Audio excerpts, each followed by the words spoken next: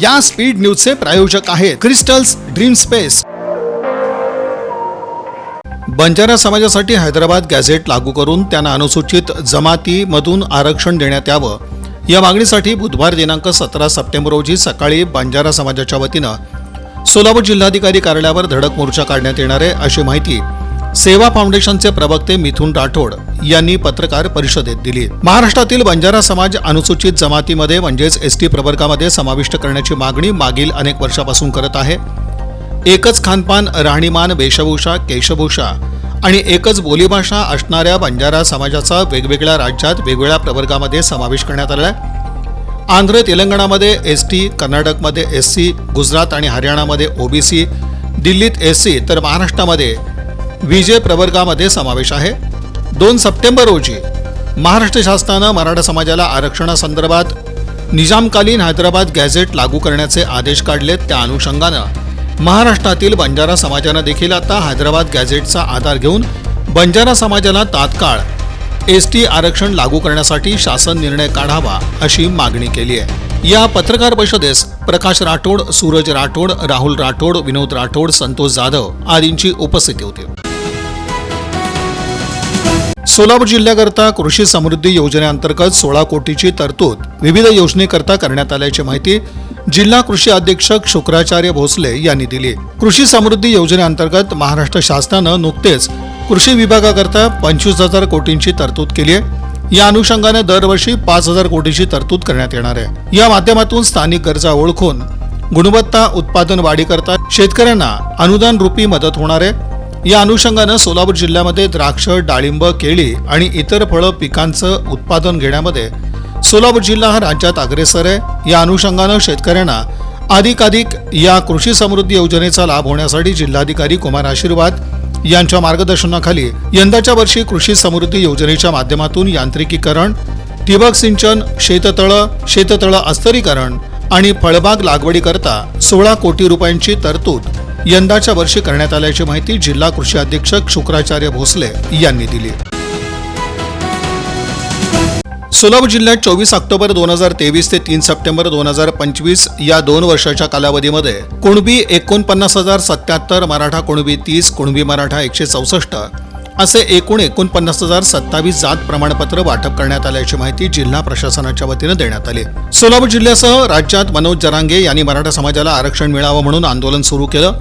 संपूर्ण मराठा समाज त्यांच्या मागणीला पाठिंबा देत आहे। याच उद्देशानं सोलापूर जिल्ह्यात 2 वर्षाच्या कालावधीमध्ये 3 सप्टेंबर 2025 पर्यंत ज्यांनी नियमानुसार अर्ज दाखल केला त्या अर्जदाराची पाहणी करून त्यांना मराठा, कुणबी मराठा जात प्रमाणपत्र वितरित करण्यात आली आहेत। सोलापूर जिल्ह्यातील उपविभागीय अधिकारी 1 यांच्याकडे 20,421 अर्ज प्राप्त झाले। यामध्ये कुणबी 20,270, मराठा कुणबी 29, कुणबी मराठा 125 असे अर्ज प्राप्त झाले। उपविभागीय अधिकारी 2 मधून 114 अर्ज प्राप्त झाले। त्यापैकी कुणबी 44, कुणबी मराठा 5 तर उपविभाग अधिकारी माढा कुर्डवाडी इथून 19,909 अर्ज, कुणबी 19,000 यापैकी 90% वाटप। उपविभागीय अधिकारी पंढरपूर यांच्याकडे 8,502 अर्ज प्राप्त झाले। त्यापैकी 8,057 प्रमाणपत्राचं वाटप करण्यात आलं। उपविभाग मंगळवेढा इथं 130 अर्ज प्राप्त झाले। यापैकी कुणबी 130 वाटप करण्यात आले। उपविभागीय माळशिरस इथं 706 अर्जांपैकी 703 कुणबी जात प्रमाणपत्राचं वाटप करण्यात आलं, अशी माहिती प्रशासनाच्या वतीने देण्यात आली। सोलापूर शहरात मोकाट कुत्र्यांमुळे होणारे अपघात आणि नागरिकांना होणारा त्रास लक्षात घेऊन सोलापूर महानगरपालिकेने एक महत्त्वाचा निर्णय घेतलाय। महापालिकेच्या पशुवैद्यकीय विभागामार्फत शहरातील भटक्या कुत्र्यांचं अँटी रेबीज लसीकरण करण्यात येणार आहे। या मोहिमेचा मुख्य उद्देश रेबीज या जीवघेण्या रोगाचा प्रसार रोखणं हा आहे। कुत्र्यांच्या चावण्यामुळे रेबीजचा धोका मोठ्या प्रमाणावर असतो, त्यामुळे नागरिकांच्या आरोग्याचं रक्षण करणं आवश्यक आहे। महापालिका लवकरच यासाठी विशेष पथकं तयार करणार असून शहरातील विविध भागांमध्ये टप्प्याटप्प्यानं हे लसीकरण केलं जाईल। लसीकरणानंतर कुत्र्यांवर एक विशिष्ट खूण केली जाणार आहे, जेणेकरून लसीकरण झालेल्या आणि न झालेल्या कुत्र्यांची ओळख पटवणं सोपं जाईल। या मोहिमेमुळे सोलापूर शहर अधिक सुरक्षित आणि आरोग्यदायी होण्यास मदत होईल, अशी अपेक्षा व्यक्त केली जाते। दी सोलापूर पिरॅमिड स्पिरिच्युअल ट्रस्ट व तेलुगू भाषा अभिवृद्धी सार्वजनिक ग्रंथालय यांच्या संयुक्त विद्यमानं शुक्रवार दिनांक 12 सप्टेंबर रोजी सायंकाळी 5 वाजता जुना वॉल्चन कॉलेज समोर पंचमुखी हनुमान मंदिर रोड येथील लोटस मल्टीपर्पज हॉल इथं भीमावरम आंध्र प्रदेश येथील ब्रह्मर्षी तटवर्थील राघवराव यांचं ध्यान आणि आध्यात्मिक प्रवचन आयोजित करण्यात आलं, अशी माहिती मल्लिकार्जुन कमटम यांनी पत्रकार परिषदेत दिली. सोलापुरात सतत कार्यक्रम आम्ही घेतो. कार्यक्रमाचा मुख्य उद्देश असतो की ध्यान शिकवणे आणि ध्यानाची सोपी पद्धत म्हणजे फक्त येणाऱ्या जाणाऱ्या श्वासाकडे लक्ष देणे एवढीच पद्धत आहे. आणि त्याच्यामध्ये आम्ही सगळ्यांना ध्यान शिकवतो आणि रोज जेवढं वेळ आहे तेवढे मिनिट ध्यान केल्यामुळे बऱ्याच जणांच्या आरोग्यात सुधारणा झालेली आहे, मानसिक त्रास कमी झालेला आहे, टेन्शन कमी झालेलं आहे, वर्क लाईफ बॅलन्स झालेलं आहे.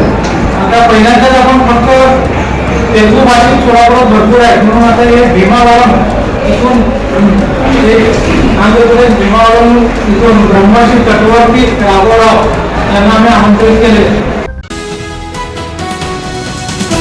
वीरशैव लिंगायत प्रतिष्ठानच्या कार्यालयात श्री गणेशाची पूजा सोलापूर जिल्ह्याचे पालकमंत्री जयकुमार गोरे यांच्या हस्ते मोठ्या भक्तिभावानं मान्यवरांच्या उपस्थितीत करण्यात आली. यावेळी वीरशैव लिंगायत प्रतिष्ठानकडून पालकमंत्री जयकुमार गोरे यांचा शाल आणि बुके देऊन सत्कार करण्यात आला. वीरशैव सांस्कृतिक कन्नड भवनच्या चालू बांधकामासंबंधी माहिती देऊन या कामासाठी लागणारा निधी शासनाकडून मिळावा याबाबतचं निवेदन प्रतिष्ठानचे अध्यक्ष, सर्व संचालक, पदाधिकारी मंडळ यांच्याकडून पालकमंत्र्यांना देण्यात आलं. या निवेदनासंबंधी पालकमंत्र्यांनी सामाजिक जाणीवेतून शासनाकडून तात्काळ मदत मिळवून देण्याची ग्वाही दिली. या स्पीड न्यूजचे प्रायोजक आहेत क्रिस्टल्स ड्रीम स्पेस. सर्व सुविधांनी युक्त शहरालगतचा अद्ययावत प्रकल्प, luxurious residential open plots, concrete road, पाण्याची सोय, स्ट्रीट लाईट अशा सुविधांसह मंदिर, योगा केंद्र, open gym, children park, open amphitheatre, निसर्गरम्य वातावरणात नवजीवन अनुभवण्यासाठी पुणे रोड बाळे इथल्या क्रिस्टल्स ड्रीम स्पेसला प्रत्यक्ष भेट द्या. ऑफिस क्रिस्टल डेव्हलपर्स, ICICI बँकेजवळ, पार्क चौक, सोलापूर. संपर्क 820 099 827 आणि 91 45 509 509.